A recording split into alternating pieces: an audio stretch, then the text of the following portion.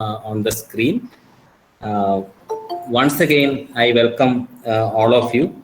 Also, I welcome Dr. Raghu Chatanatudi, Professor Department of Physics, to chair the session. Please, sir. Hello, am I audible? Yes. Yes. I would like to thank Dr. Sujit, HOD of Chemistry, for having given me this wonderful opportunity to chair over this session of computational chemistry in the first of the webinar series arranged by the Department of Chemistry. And I would also like to congratulate the Department of Chemistry and their HOD for having come up with this very nice series of webinars. I suppose there will be a continual series of webinars this semester, which will be very useful for not only our students, but also several students from all over Calicut and Kerala. And this is one of the ways that we are trying to address the challenge posed by our very peculiar situation of COVID pandemic. And I think it's a laudable effort from the Department of Chemistry. My task today is to chair this session and also introduce Parameshwaran, who is a great friend and a very close collaborator. If not in work, in a lot of various other ways, we are involved in a lot of computational activities, setting up facilities for the users of NIT Calicut. I know him for quite some time now, ever since he joined this institute. Previous to that, Parameshwaran he did his PhD from University of Hyderabad, but he was also at the Indian Institute of Science. He worked with with well-known computational chemist, Professor E.D. Jemis. He was a research associate in IASC for some time, and later on he went for a postdoc to Marburg in Germany. He was a Humboldt Fellow there, and he followed that up with a short stay in Kyoto University before joining NIT Calicut. So his main research interests are in bonding and structure and computation of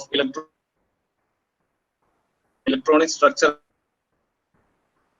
and properties of molecules, and the possibility of designing or tailoring molecules to suit applications which are range of starting from all kinds of, even he's interested in materials also, which makes people in physics interact with him quite a bit. So there's a lot of interaction between the physics materials community and Dr. Parameshwaran. So he has a number of research publications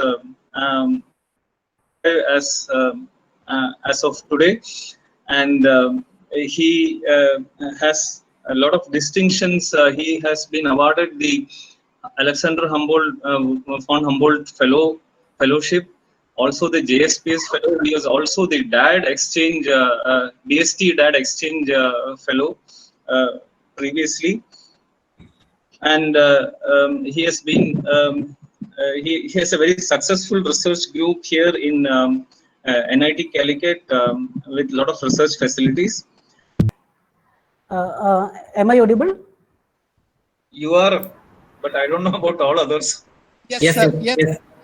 Yes. you are Yes. audible. Okay. Yeah. Thank you. Thank you. Yes, Thank sir. you. First of all, I thank you, Professor Raghu, for your quite long and kind introduction. It's quite long. And first, I would like to thank.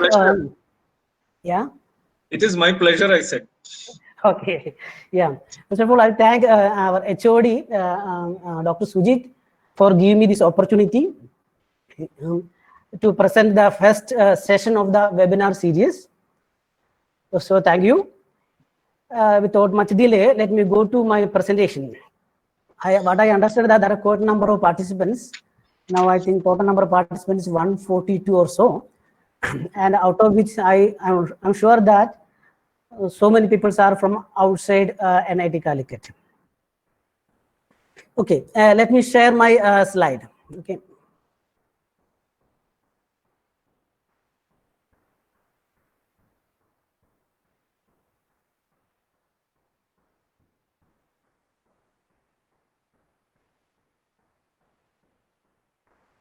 Param, can I just interrupt for one moment?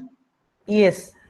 Yeah, if participants have any questions, you can either type it in the box there, so that or just keep it till the end, so that the talk goes on smoothly. If you have any questions in between, please type it in the text box, comments box. Thank you.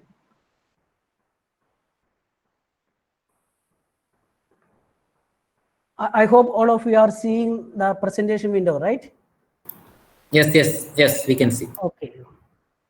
So as the first session on today's talk, right? So I normally used to ask several questions during my presentation. Since it's a webinar, it's very difficult to do that. So still, I'm putting question myself. By seeing this slide, what normally we feel? I used to ask these questions to several people during my presentation. Almost all people said to me that this is a chemistry lab.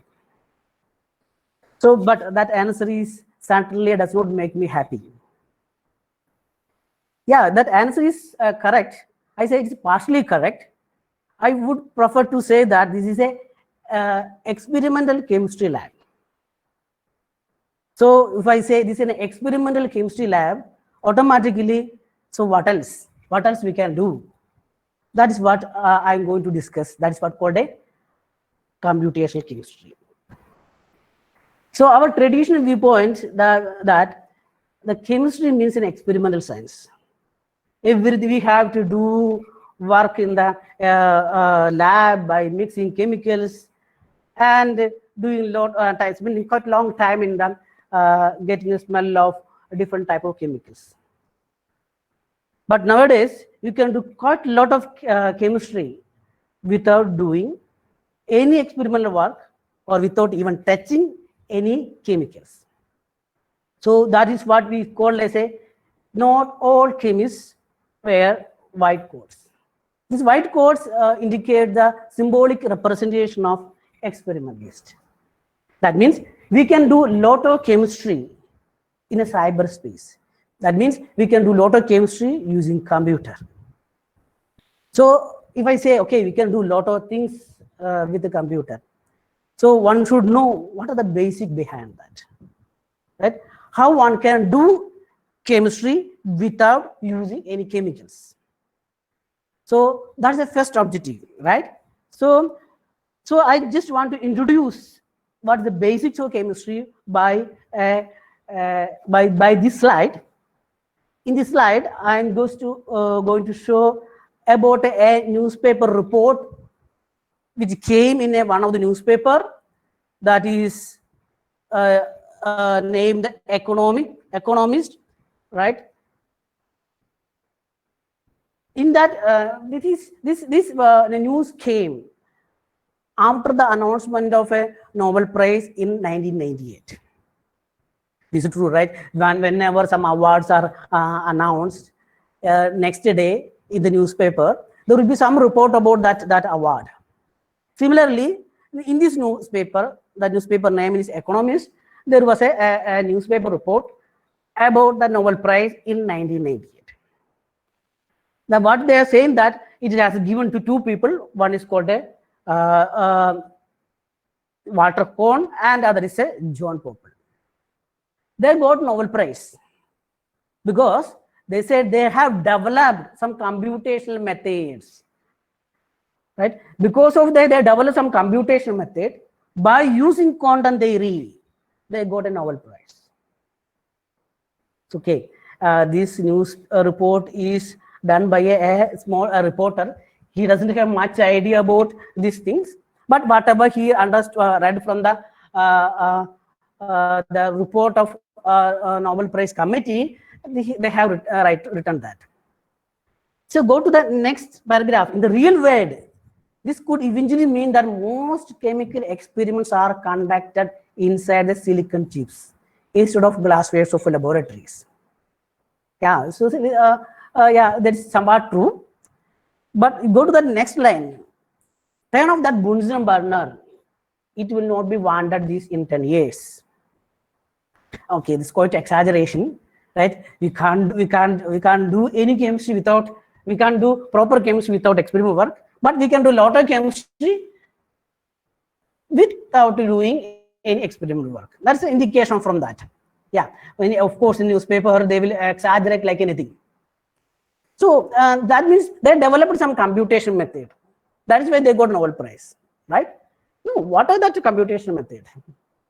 And what are the basis behind that computation method, right? That one has to understand. So without going to much details, I'm just going to quote some statement said by the Dirac, a famous scientist. This was in 1929 when he was giving a lecture at Caltech. So what he said that the underlying physical laws necessary for mathematical theory of large part of physics and the whole of chemistry are thus completely known. But the difficulty is that how to solve, because these equations are much more complicated. So what is saying that in 1929, there are a lot of theories are developed, a lot of physics theories are developed. By means of that, in principle, we can understand almost all problems of chemistry and majority of physics problems. But problem is that how to solve that mathematical equations derived from that physics laws. That is a bottleneck. So goal of computation chemistry is we have to use our physics laws, right? The corresponding mathematical formalism, right? And solve by means of computer. It's not possible to calculate ourselves. So we need some help from computer. So computer chemistry is a mixture of pure physics laws, right? The mathematical formalism for that. Since we are not able to solve by means of ourselves, we have to ask computer to solve. So computer doesn't know our language. So what we have to do? We have to convert our mathematics to the corresponding programming language where computer can understand. That means we have to do coding for this mathematics. So computer chemistry is mixture of everything. Right? Now, so when he said there is one can use several physics laws, so automatically the question will come, what are those physics laws? Which law we have to select or how we have to select, right? So broadly, I'm classifying the entire physics laws for computation chemistry perspective into two groups. One, which developed by Sir Isaac Newton. Second, which developed by Schrodinger. Of course, there are a lot of modifications. I'm talking about the basic expression, right? So what is the basic expression for the Newton? F is equal to ma. Force is equal to mass into acceleration, right? But what is the basic equation which Schrodinger developed? Nothing but a Schrodinger equation. So what is called H psi is equal to E psi. So I said the entire physics laws I am going to divide into two categories. One developed by the Newton, that is called a classical mechanics. Second one is called a quantum mechanics. if you are going to study about a system, the size is the important factor which is going to decide which physics laws you have to select, which mechanics you are going to select. If size of the object is really, really big, we apply classical mechanics laws to solve that concerned problem. But on the other hand, if the size of the object which you are dealing, like very small, like electron or hydrogen atom, right, or some vibrations, then you can't use our classical mechanics laws. Rather, we have to use quantum mechanics laws, right? So we have to select the physics laws. So we can select the physics law based on the size of the object, right?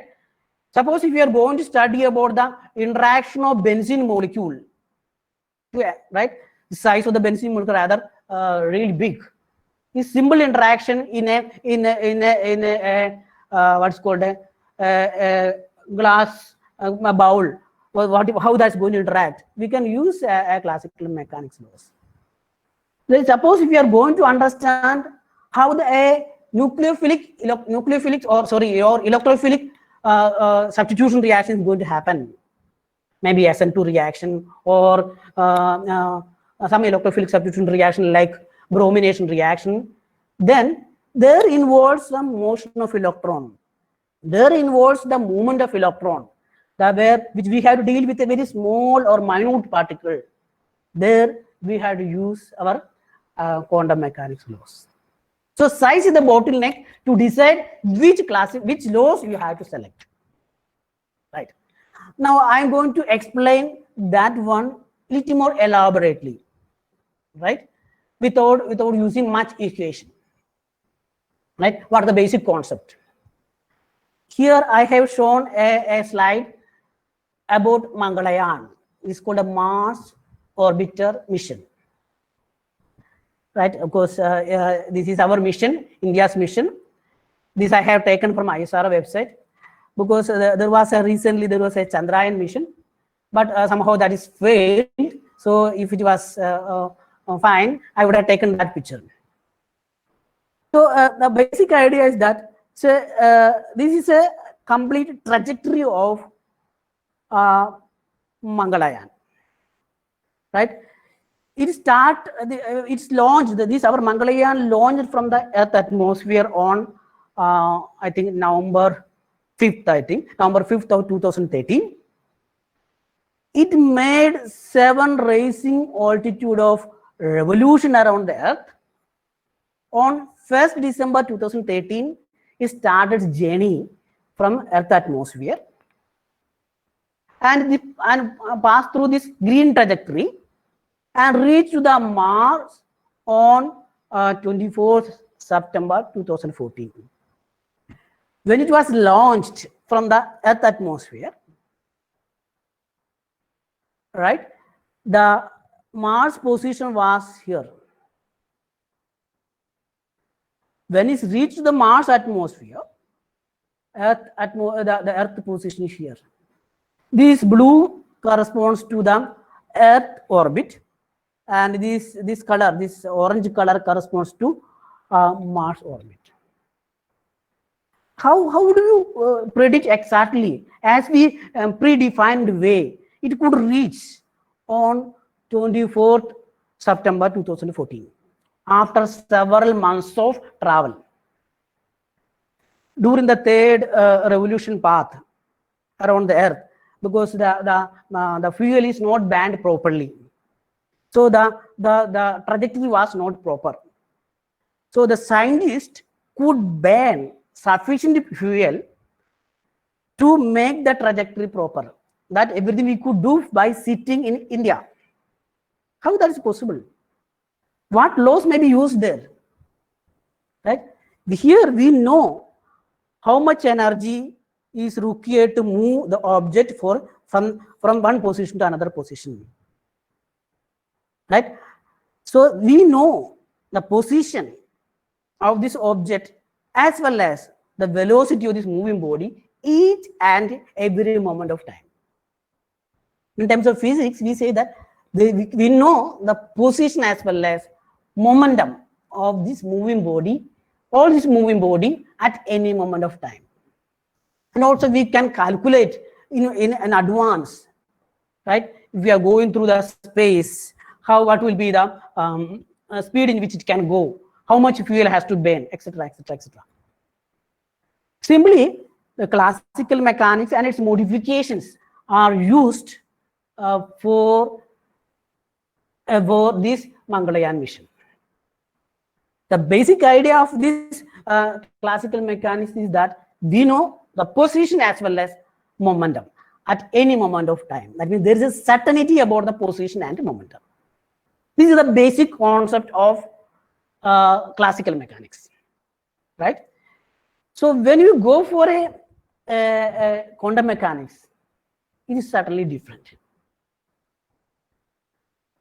It is based on probability, right? By this picture, probably I can explain to you what is the probability means. This is one of the famous experiment. It's called a Schrodinger's cat. The basic idea is that we have a black box. In that black box, we are going to keep a cat, live cat. This is the picture corresponding to that. And we are going to close that black box. Black box indicates that nothing indicates that it is covered. We are not able to see what is inside. That's all. Inside that black box, there is a symbol here, right? This symbol indicates that there is a radioactive sample. It's not a symbol for the exhaust fan. Okay.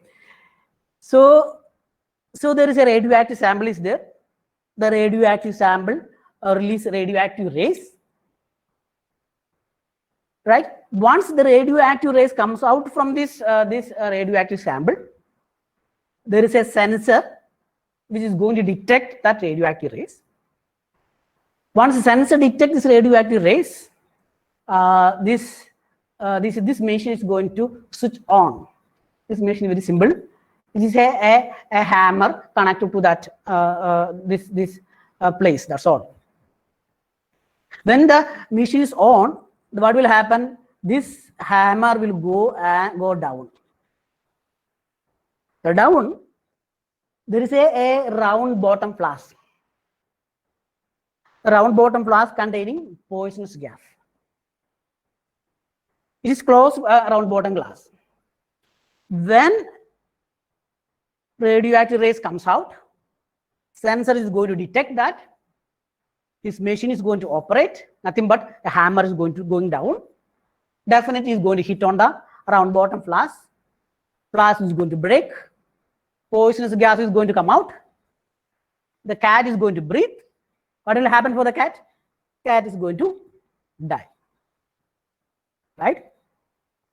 So this sensor is going to active only when the radioactive rays comes out from the radioactive sample. Probably you have studied in your physical chemistry class or nuclear chemistry classes that radioactive process is a random process. You can't predict exactly when these radioactive rays are coming out, especially when the half-life of the sample is quite high. So this process will happen only if the radioactive rays are comes out. But you don't know when the radioactive rays are coming out. Right? So then I kept the cat. I closed the box. Then I ask you, what is the fate of the cat? Yeah, we can't say. We say that cat may be alive or cat may be dead. Or there is a 50% chance that cat may be alive. There is a 50% chance that this cat may be dead. Right? We can talk the fate of the cat as in terms of probability. If I'm going to represent a function for the fate of cat as a alive, as a psi alive, and the fate of the cat as a dead by another function called as psi dead. What is a total possibility? Total chance is nothing but it's a linear combination of these two chance, these two probability. This is I written here, psi is equal to 1 by root 2 in bracket psi li plus psi dead. We can't represent in terms of one particular way. We have to talk in terms of both probability, both chance. This is the basis of quantum mechanics. So when the size of the object becomes smaller and smaller and smaller, we can't talk in terms of particle nature. So we have to talk in terms of wave nature, right? So once we talk in terms of wave nature, we can say exactly where it is localized. We can tell only that it can be there in somewhere in that particular region. Okay, and now I am sure that this is a pandemic time and most of us are sitting in the home. Definitely you have seen quite a lot of movies, right? But I hope some of you have seen some ghost movies, right? So in movie, okay, I'm not believing on ghost, but still I'm going to ask, what is ghost? Or at least in a movie representation, what is ghost? Maybe you have seen the movie like Agashaganga or something, right? Yeah, suppose if you are going to a ghost Bangla, suddenly ghost will come in front of you and make you afraid, right? If you turn back, suddenly it may be standing behind you. You may see that the ghost is passing through the walls, passing through the doors, right? How that's possible? See, don't believe on ghost, right? But for making this concept to understand, I'm just telling this, okay? Because I am even not believing any of this kind, but probably this is a good way one can understand about this probability. We can consider this ghost as a massless object. So it can penetrate through our classically forbidden region. Suppose we are going to pass through our wall. Is it possible? No. For us, that wall is a potential energy wall. We have to use our energy, you have to use our kinetic energy to break that potential energy wall, then only we can cross. But if the size of the object becomes smaller and smaller and smaller, size of we have to talk in terms of not a particle nature, we have to talk in terms of a wave nature. So it can penetrate through our classically forbidden region. That is what called a tunneling. This is one of the property of wave. Right? So all quantum mechanics laws are based on this probability.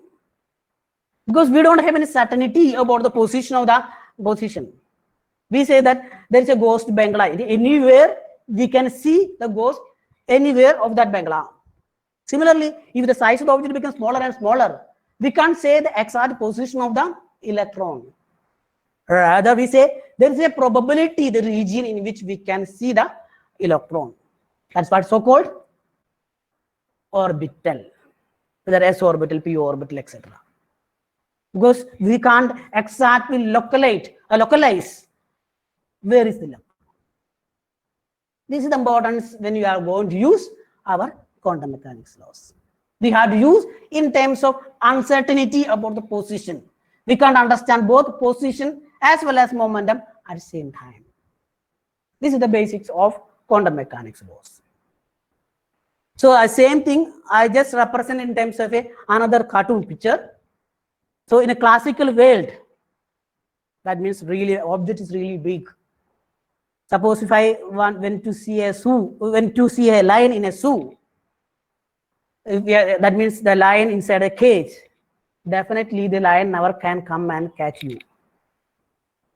Let's assume that the same thing existing in a quantum world, right?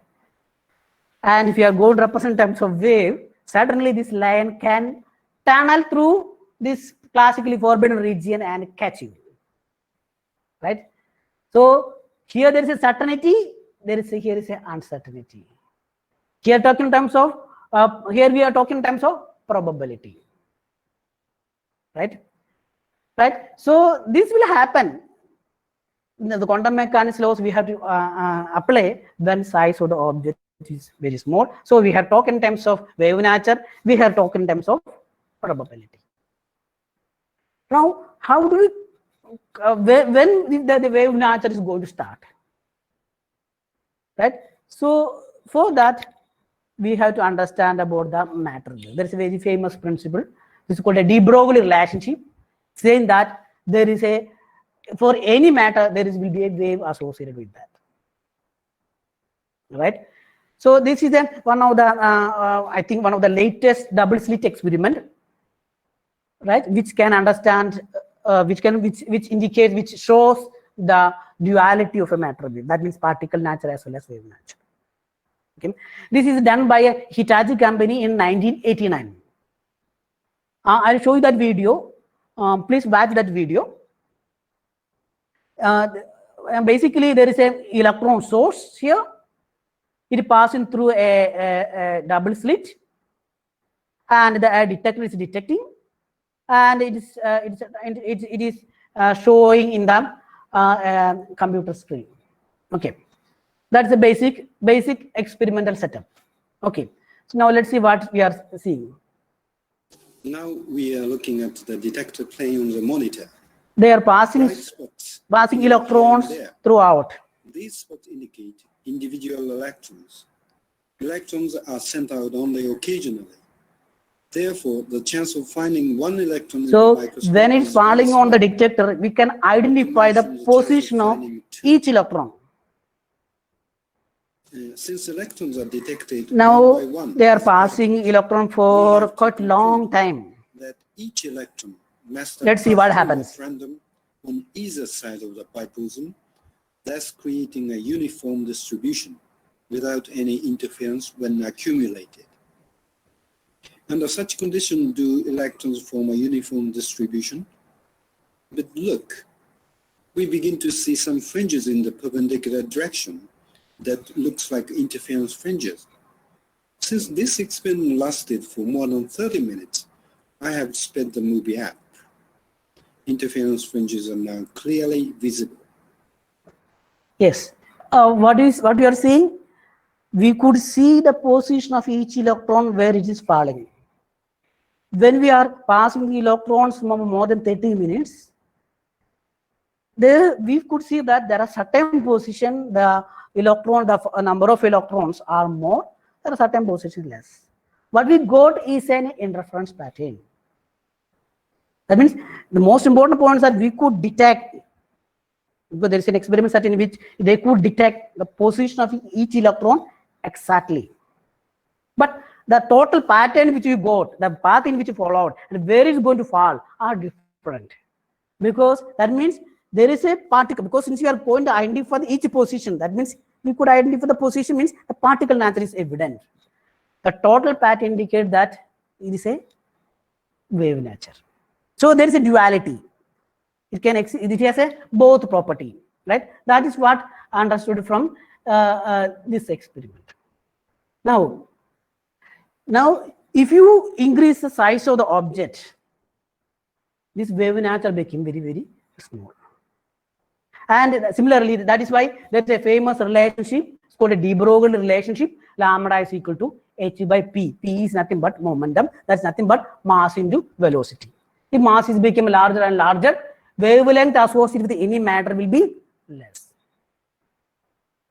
Right? So any matter exists in a dual form, right? Or there is a duality is existing, right? So which is predominant, that is going to decide, or for depending upon the problem which we are going to solve, we have to select either physics laws or classical laws or quantum mechanics laws. So this is another cartoon picture make you feel good. So this is a very nice picture, right? This nothing to do with the duality of electron, but there is something interesting from this. When you look this image, I think most of the people, we are all of you are young people, definitely what you see is a quite beautiful young lady. Maybe people like quite old people, they maybe see the same quite old woman. Oh, of course, if you observe thoroughly, you can see both images superimposed in one. Right? Suppose if you think this is a eye, this is a nose, this is a chin, this is a ear. The image looks like a beautiful young lady. However, if you think this is a nose, this is an eye, this is a mouth, and this is a chin, it looks like a quite old woman, right? So if you observe thoroughly, you can see both. That means if you check in the internet, you can see so many of these pictures. What I want to say from here is that dualities are existing in different ways. This duality is of course certainly different from the duality of electron, but from this one can understand that okay, there is a duality, right? Now, so far we discussed about size of the object. Based on that, we can either select classical mechanics laws or quantum mechanics laws. Right. Now, I am going to put one more parameter, velocity. So I have an object has size and it's moving with a particular velocity. Right.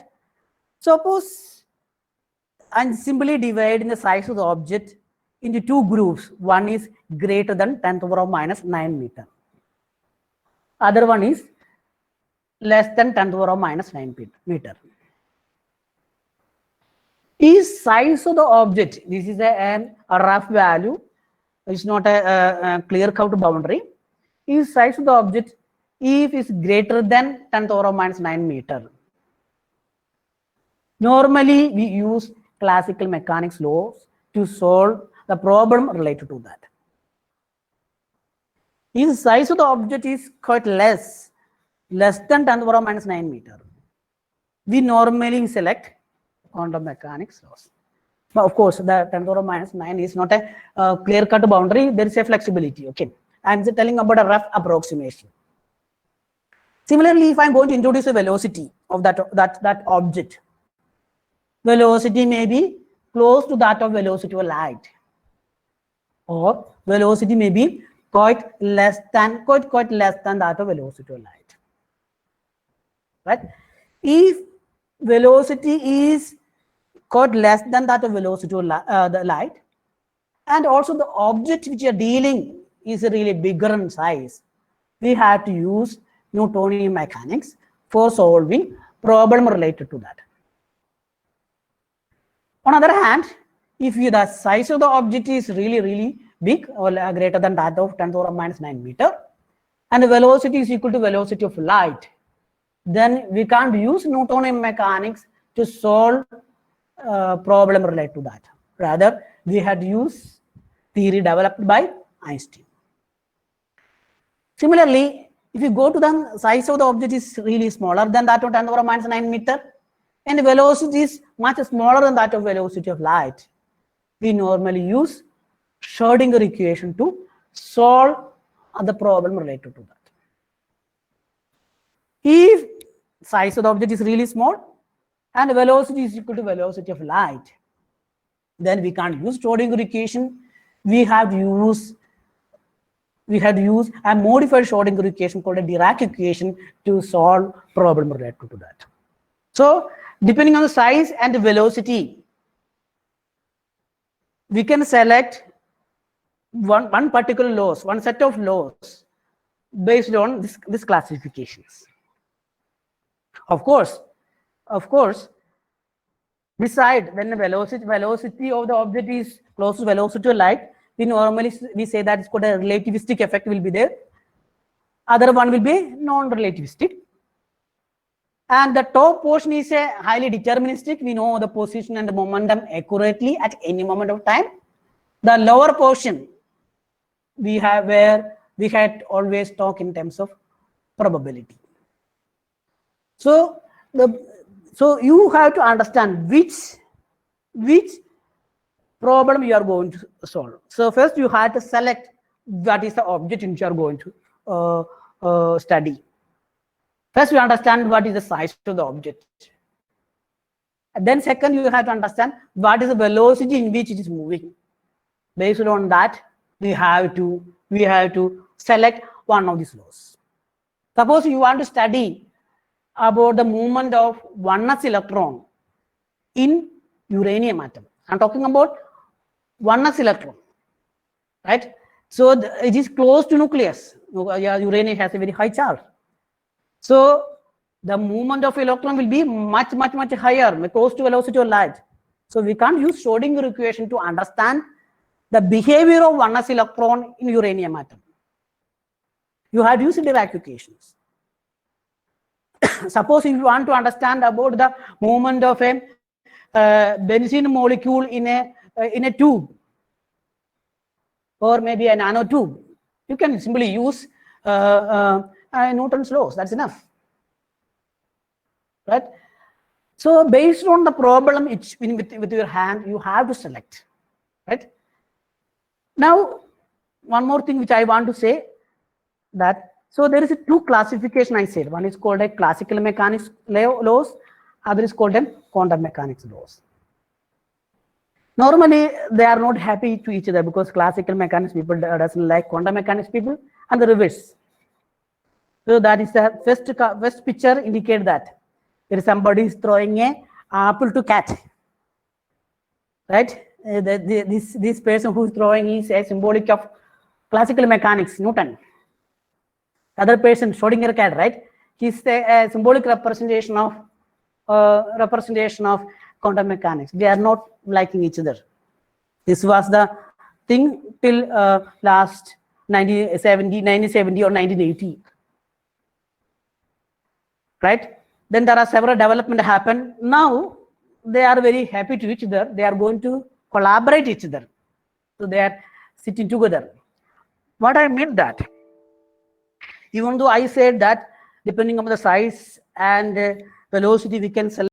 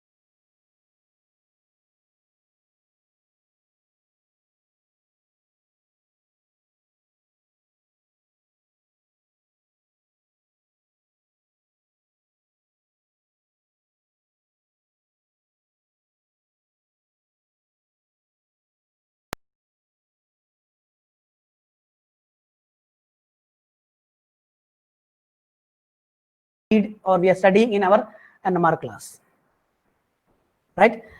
So we can use effectively for studying a bigger system. So that will be more accurate result we can get. So we have physics laws. And there is for each physics laws, whether it's a classical mechanics or quantum mechanics, or it's subdivision of that, depending upon the object which we are dealing, we are selecting that physics laws. We are going to write the mathematics behind that. And of course, we can't solve by means of ourselves using our pen and paper. So we are writing some programming code, and we are putting into the some supercomputer, or if it is very small molecule, you can use your desktop or laptop. Now ask computer to solve. One is all this thing together is called a computational chemistry. Right? It's a mixture of everything. Right. This is my view of understanding the traditional and computational difference. You may have a different opinion, a different viewpoint, right? So normally, suppose in a traditional chemistry, right? If you want to make a drug molecule for certain things, certain disease, what we do normally that we studied about the that particular disease very thoroughly. Then, based on the literature knowledge, we are thinking that okay, that these are the set of molecules may be very good for the treatment of that particular disease. Maybe you can think about our corona, right? Because for that you have to understand about the protein, etc., about the virus, coronavirus, etc. Okay. And now what we are thinking about a set of molecules, we are thinking that those molecules may be a good target for this treatment. So then we are going to go to the lab, making and synthesizing these molecules. Once we synthesize, let's say 100 molecules, we are now studying its property and reactivity, whether it's binding with the protein, binding with this particular protein, disease protein, whether binding with the other proteins. All the studies we are doing in the lab. Then after this clinical trials and all these trials, and found that okay, this molecule may be a good for the treatment because it has no side effect. It's effectively killing particular whatever disease, etc. I think this is one of the traditional view for synthesizing drug molecules. Similarly for any other application, okay, any other applications. When you came for a computation perspective, same thing we are doing. Only one thing is that we never say we are going to design a system. We read the literature, we understand about the structure and functions of the proteins. Then based on that, the structure, the function, structure activity relationship, we are understanding that okay, this set of molecule may be good. Then we can simulate and compute what are the possible synthetic route in which we can make. Then we are telling to experimentalist, okay, you can take these chemicals, you can do this one, probably you may get, right? And also we can calculate. Of course, there is a need of experimentalist, okay? Then we can calculate the properties, how this binding, whether we can calculate IC50 value and so on, understand about cytotoxicity and other things, and understand what are the things, what are the molecule may be ideal. Then see say that this set of molecules may be good for this particular disease. Then, of course, one has to go to the lab. Experimentalists would make that and check. After making maybe 100, that type of predictive molecule, maybe one may be good. But we can reduce that time gap. That is the basic idea. Right? So, in principle, when we are going to model a system, we can everything. That means we can understand each time what type of molecule, what is the structure of the molecule, how it's binding, etc. That means we are going to do in an experimental lab, we don't know how these molecules interact with the protein. Those type of things we can easily understand by modeling. I can show you one video. So this is what we have done in our group. The Rinsha has done this work. So there is some protein and some molecular interaction, how that is binding, etc. So you can see this molecule, the molecule which I shown in the center is going and binding in a particular pocket. Are you able to see? Yes, I'll show you one more time. This is a complete simulation. Initially, we kept in a particular position with the time that molecule going down to certain point and binding at a particular position. When you check the binding energy, that binding energy found to be the lowest. This is simulation about the possible drug molecule for potassium ion channel blockers. Okay, I'm not going to tell more detail about that one. So we could understand that where this molecule is going and binding, which amino acid is responsible for that. All these things we can understand. That means we can see with our eye where it's binding. Of course, that depending upon the theory which you have selected, based on the accuracy of the theory which you have selected, based on the approximation you employed, you may get a different set of different result. It may be slightly vary from the exact result. Okay. In other words, what we are not able to see through our naked eye, we can see in our computer by modeling. That means that's why I said computational chemistry is a live show. Okay. So I think I can take maybe 2-3 minutes more, right?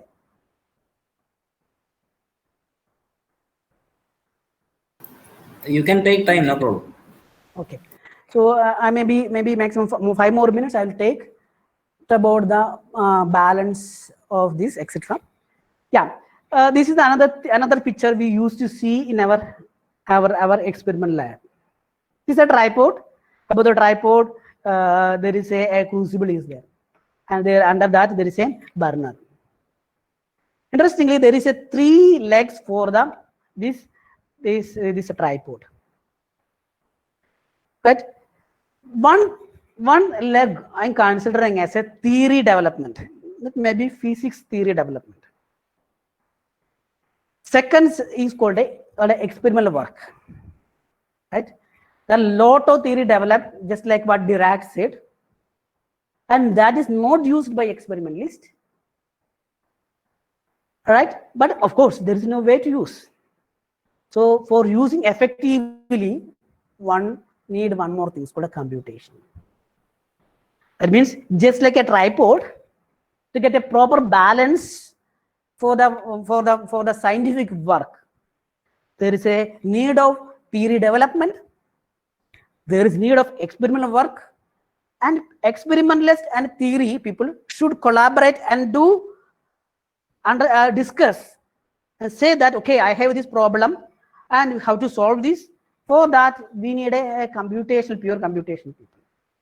They may help for solving the problem by selecting appropriate theory and by using computer. Right?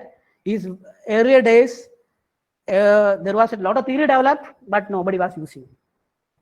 Lot of experimental works are done, but there are some of them are getting failure, was not proper.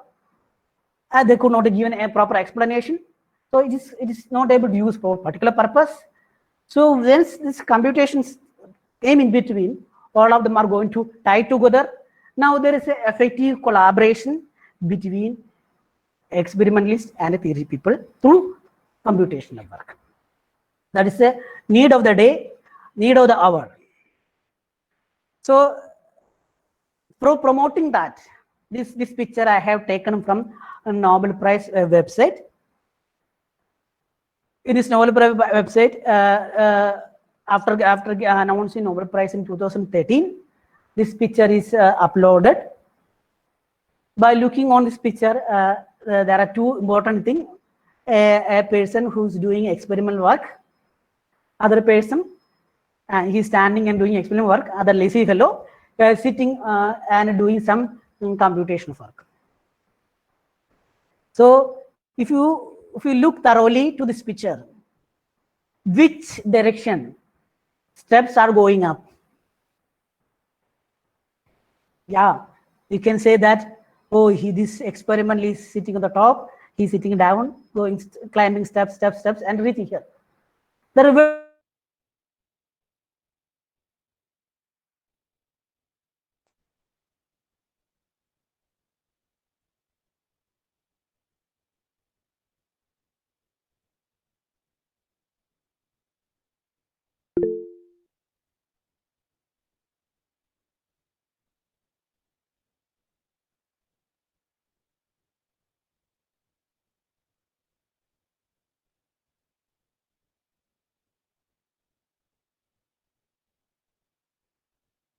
Nice theory by means so that I can understand a lot of things, but then nobody is going to utilize that.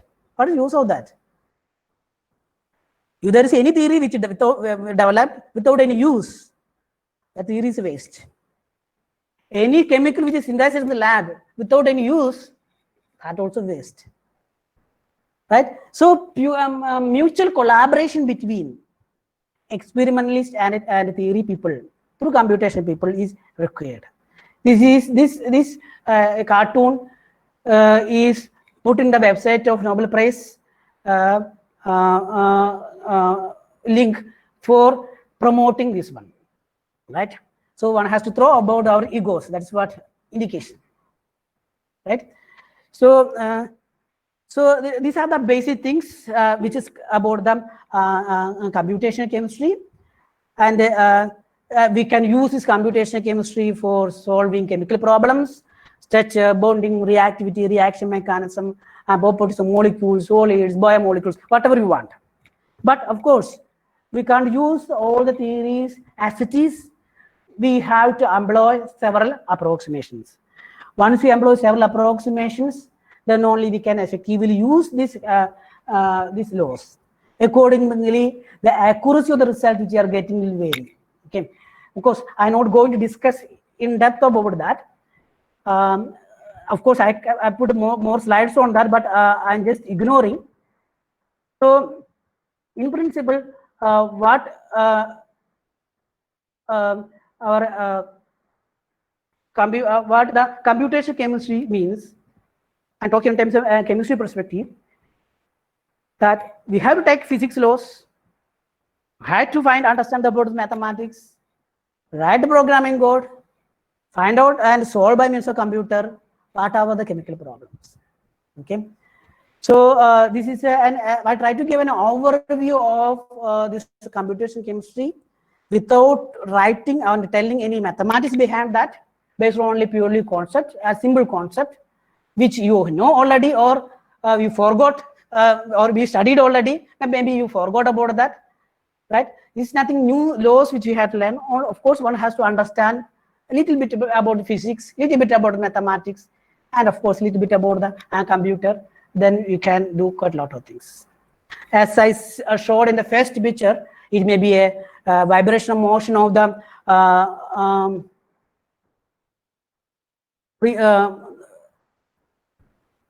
breathing. This is like this, the breathing vibrational motion of the density molecule.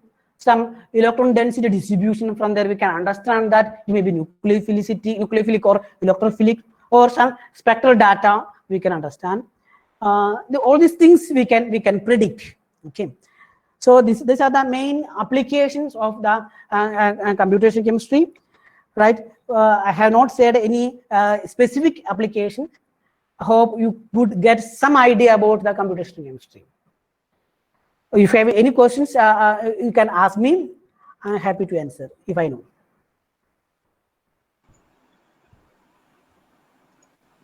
Okay, so that was a very informative and wonderful lecture. So now, if you have any questions, we can take a few of them. Either you can ask the question directly. Hope we'll be able to hear. I already see there are some questions asked here. So let me go through that. Param, can you hear me? Yeah, I can hear you. Yes. This is Jisna. She has written, Sir, can you tell us what are the current advances or research directions for those working in proteins? Now, that is a very broad question. We will just cut it down to computational studies of proteins itself. So, Param, can you give some insights? Yeah, there are several studies in the proteins are currently going on, right? See, in understanding about the structure of the protein, that itself is a rather complicated thing. So primary, secondary, tertiary structure, because they are mainly by the non-covalent interactions.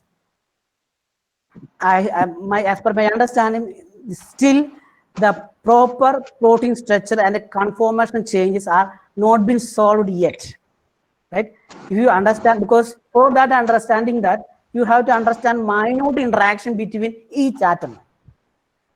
That's a challenging task. But if you understand, you can understand about certainly a specific interaction of a certain kind of molecule with a certain protein. For example, we were trying to understand how potassium ions are moving in a potassium ion channel, and what are the amino acids responsible for that, right? Similarly, there are a set of things in the drug discovery part and the conformational part, structural part. There are so many things are there. I think I could give a broad answer for that question, I think. Yeah. She has one more question. What kind of computational tools are currently needed in the area of proteins?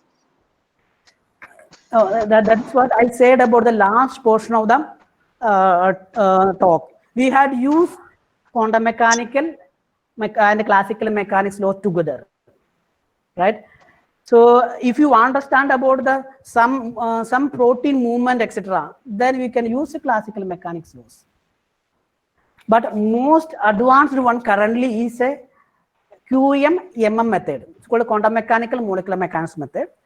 It has two different types. One is called the additive approach, other called a subtractive approach. This additive approach is developed by several scientists were there. One of the person is called a Keiji Murokuma, where I had done my postdoctoral work. So that's one of the advanced one, quantum mechanical molecular mechanics approach, both together. I hope you got some idea, right?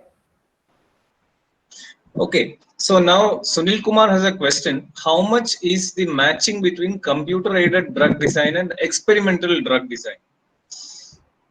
No, this is a very important question. So as per my understanding, the computational peoples are giving a set of molecules and calculating and predicting.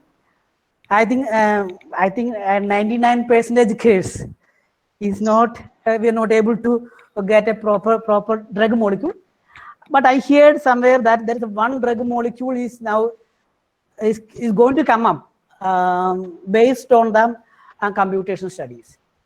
But only one thing definitely one can do. We can reduce the time. Okay, we can screen a set of molecule by means of computer, and we can tell the experimentalist to synthesize only those molecules. Yeah, primarily it gives important and breakthrough insights into the kind of experiments that you should do, rather than search in a very large set of possibilities of experiments. You will be more focused on a particular kind of area of experiments. One more thing is that complete modeling of drug design, that means protein, etc., in the particular environment is still not possible. In the biological medium, you have to simulate particular protein and how many of them are there is interacting, we don't know. Right? So complete modeling is still there is a problem. Yeah. So there are more questions on protein interactions. This Sharon is asking which all physicochemical factors must be considered when computationally dealing with protein-protein interaction. Okay, almost all physicochemical properties related to a drug one has to consider, right? Starting from structure. First point is structure, right? Then is binding, then binding site, electrophilic site, nucleophilic site, then what you call that cytotoxicity, IC50 value, everything we have to consider. There's nothing that we can exclude, right? Everything we have to consider. Okay, Subhash has a very difficult question here. Can we predict the properties of hybrid materials like composites? Okay, and probably you may be knowing one faculty, Nishant, from IIT Kanpur is trying to model composites through classical mechanics.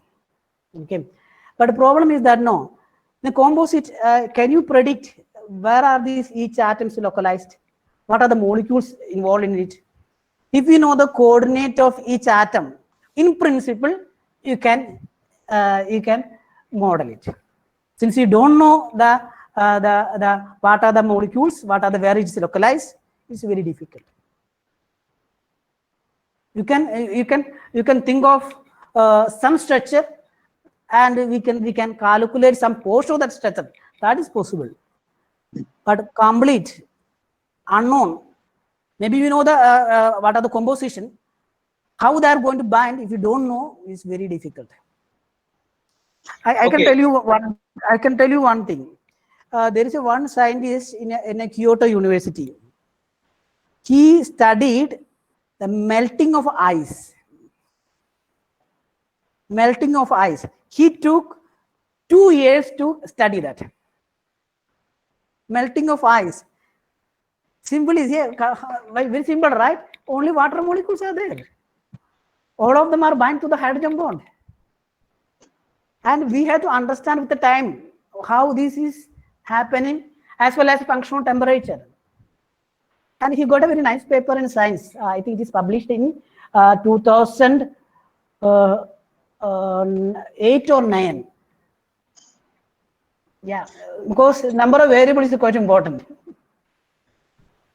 Okay, Param. So there is a very practical question, Dr. Ramesh. Which computer softwares are required for doing research on computational chemistry? Which can you repeat the question? Which computer softwares are required for doing research on computational chemistry? That depends on what type of calculation you are going to do, as well as what type of molecules you are going to deal. Suppose if you want to study about the electrophilic aromatic substitution reaction, simply you can use a Gaussian software. But if you want to study about the interaction of some molecules with on the surface of a graphene, I don't think Gaussian is not a good choice. Probably you have to use WASP or LAMP or etc. Depending upon the problem, you have to select the software. Yeah, it also depends on your resources. There are also free codes which are available, as well as if you have money, you can buy things like Gaussian or ADF. These are all very well-known packages. If you have a periodic system, then WASP. If you have a classical, if you just want to look at molecular dynamics, then there is LAMPS. I think GROMACS also does classical MD, right, Param? Yes. GROMACS does. Yes. Okay, so any other questions directly which participants wants to ask Dr. Parameswaran, you are welcome to ask now. Yeah. Param, I am Unnikrishnan. Can I have a question? Yes, certainly, sir. Thank you, Dr. Raghu. It's a wonderful lecture. So it's very informative. so that one is pushed into computational chemistry wonderfully. Thank you, sir. So Thank you. I had one question early, but that was asked by the students. So that is solved. The question was about the differentiation between the approaches in the computations of small molecules and macromolecules. That you have answered pretty well. My Okay, thank you. second question is a very general question. So Okay. how do we confirm that the input parameters are sufficient enough to get a realistic solution? Is it a random or process, or there is an optimization procedure? And what are the flexibilities offered by the Gaussian software for it? Yeah, sir. No, suppose if you want to study about some particular reaction in a particular solvent, right? So Yeah. we have to, now we know the what is a reaction. Okay, suppose Yeah. some reaction in a DMSO solvent. Right. So we have to incorporate solvent model. We can't do gas phase calculation. Okay. Default it will be gas phase calculation. There will be certain keywords. So by means of that we can incorporate solvent. Okay. And there is certain ways in which we can keep temperature. Okay. We can use if we have going to study dynamics, we can keep for particular long time. Maybe the reaction if it's slow, it will take quite long time to a reaction. So simulation time also will be quite long. So that means depending upon the reaction, what are the parameters are important. Based on that we have to select. There are several options are there. That depending upon the problem faced by the experimentalist, and he or she has to explain what are their experimental conditions. Yeah. But now how do we confirm that those are sufficient? No, but for the experimental work, what are the things we are doing? We know, right? We try to incorporate the maximum. We are trying to incorporate the maximum. Okay. And compare with some experimental value if it is available. Okay. This is totally different. There is no experimental report, previous experimental report. There is always we had to study at a different level of theories and see there is not much variation. Okay. So that's actually a random trial process. This is systematic optimization is required. Systematic optimization. Thank you, Bharan. Thank you very much. Okay. Any other questions? Participants? Students? Any other questions?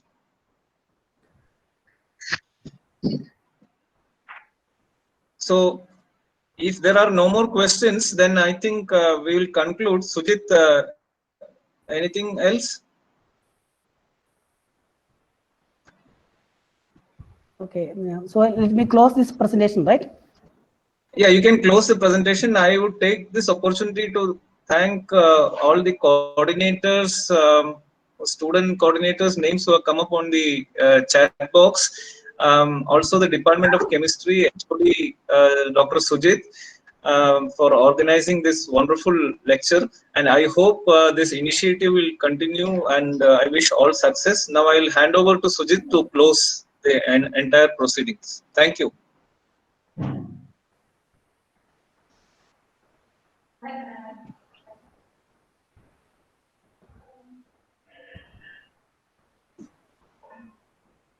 Sujit, you have to Okay, I'm sorry. It was a great response from the participants. You see around 150 participants were there for this session. So it was a very interesting session. So Parameswaran did it in a very simple way. That is the very important thing we have to highlight. If we want, we can have some much higher thing also about this computational chemistry. Now it is a very simple way he has taken very fundamentally. So if you want some higher level computational chemistry, that also we can consider in the coming webinar series. So it was a great, nice presentation. And I thank Dr. Parameswaran for giving a nice presentation for all of us. And the seminar chair was Dr. Raghu Chatanaturi, Professor of Physics. So thank you, sir, for for chairing the session. And I already told you we have two student coordinators, Vidya CV and Jishnu Saiji. So both are research scholars of Department of Chemistry and NIT Calicut. So they did a lot of work behind this, the preparation of the brochure, and participants also. Many participants, they contacted many people. So it was a great session. Hope that we can continue the webinar series. Thank you all. Thank you very much. Okay, thank you.